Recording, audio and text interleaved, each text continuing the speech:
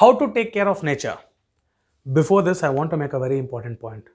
Why should we take care of nature? So, let's all understand one thing. I think this pandemic shows us what nature is capable of and where we stand in nature and how much we have abused nature. If you've all observed or read the news, when I say observed, you could see the changes literally, or if you have read the news, during the pandemic, because we were all under lockdown, nature or the environment in our entire planet became so much better. Just imagine how much you and I are abusing nature. So, we need to take care of nature because without nature we cannot exist and we have abused it enough. Though I single handedly cannot make a difference, I request you and I appeal to you to do your best to take care of nature. How do you take care of nature? When this question arises, I generally tell people that the answer lies within you because we know all the basics. There has been enough, there have been enough videos floating around on WhatsApp, on YouTube about plastics in the ocean, how animals are dying, how cows are eating plastic and dying, and how kgs and kgs of plastic has been taken out from stray cattle, and how dogs are ingesting plastic. So I think garbage disposal is something that we all really need to focus on. And what I do is I ensure that we reuse the plastic containers to the maximum extent possible. Most of us order food nowadays. I think that is one place where you can do a great deal of help.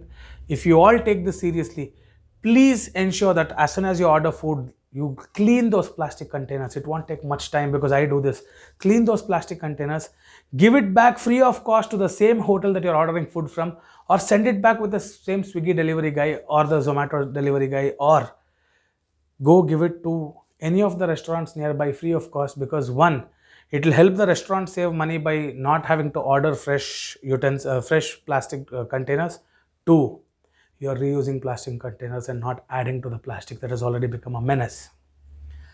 The next thing is I have recently bought an electric vehicle and I know how much of a difference it makes to the environment, and I would always appeal to all of you to buy electric vehicles, though there is a lot of debate on how the batteries will be discarded.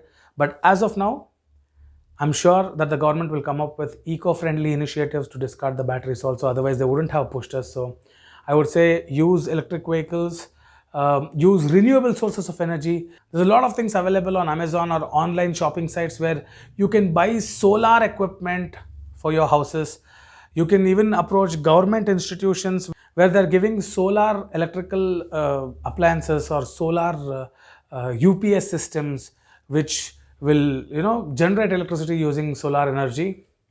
Apart from using renewable sources of energy, try to have a garden in your house, grow a garden, grow plants in your house, have indoor plants.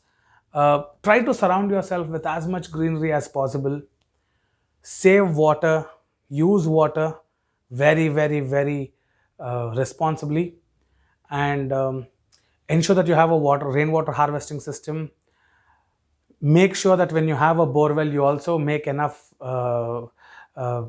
accommodation to have a borewell recharging well also, because when the rainwater comes in, your borewell should get recharged, because summers have shown us how much need there is for water. And I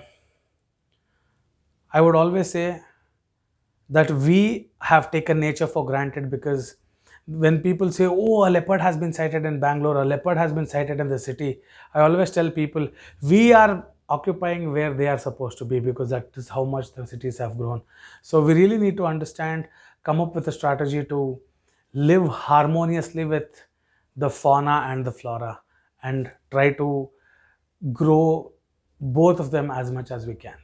And it is not just about growing our population.